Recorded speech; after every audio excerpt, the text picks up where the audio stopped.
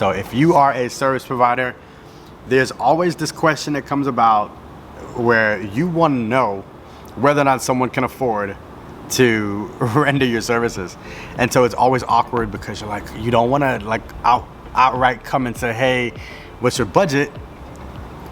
But you want to know, right? So I always, if you've listened to any of my other videos, you know that I always say this thing, and most people misinterpret it, but I always say try to create an unequal exchange. And what that means is what people are separating with to pay you, they need to perceive or they need to see the value of what you're giving them to be way more.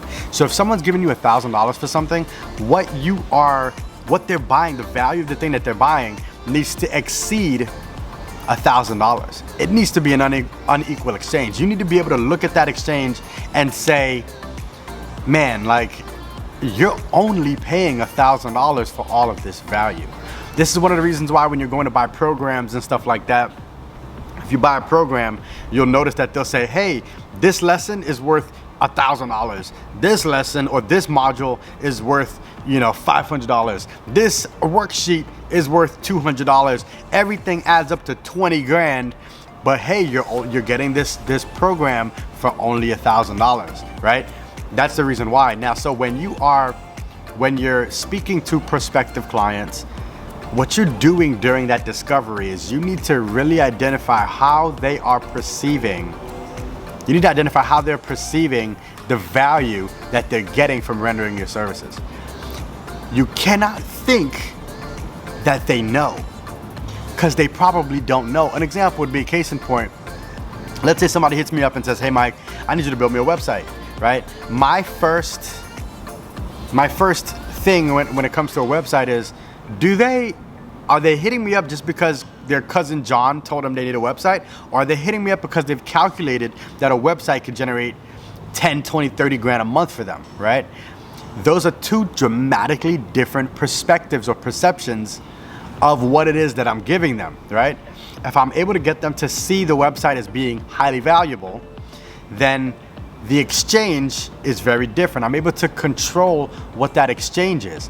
If you don't control the value of the exchange, what someone can easily do is make the exchange be based on time or be based on the ease of something. How easy is it to make a website? How much time is it gonna take you to make a website? How many other competitors are in the same space that would give me 2 hours or 3 hours or 5 hours of their time in order to produce the thing? This isn't cutting grass or mounting a TV. This may be something that's a bit more complex than that, right? Actually, you know what? Let me not even say that, because mounting a TV is actually not the easiest thing, and you don't want the TV to fall off the wall, right? So with that being said, let me bring up another point. There's two different ways to perceive value, especially when it comes to the services that you're offering.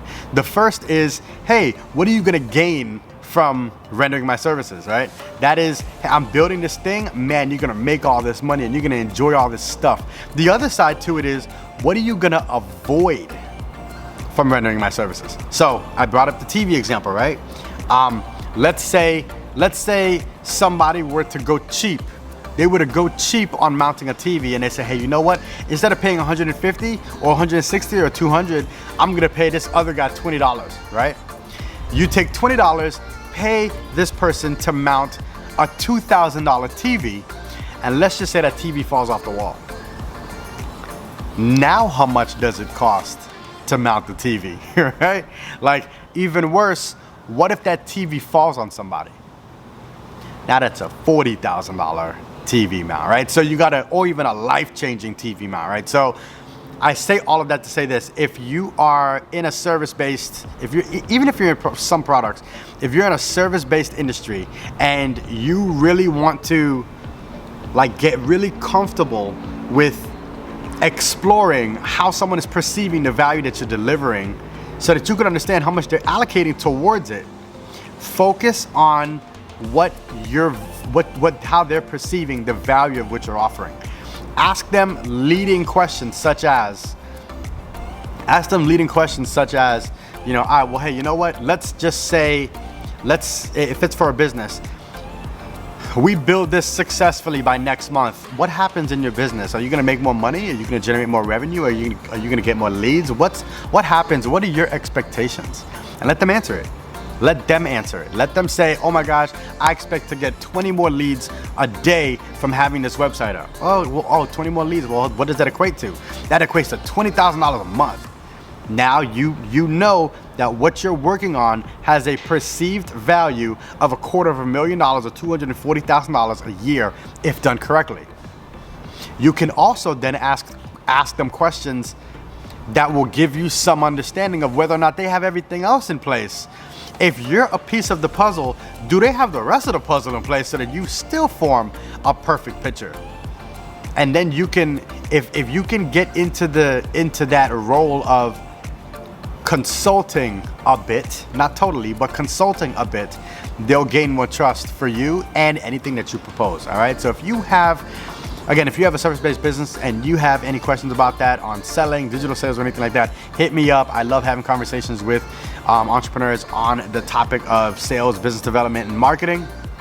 So, and advertising. So if you have any questions, hit me up or check out my Instagram, shoot me a message, and I'd love to schedule some time to chat with you more. All right, take care. Peace.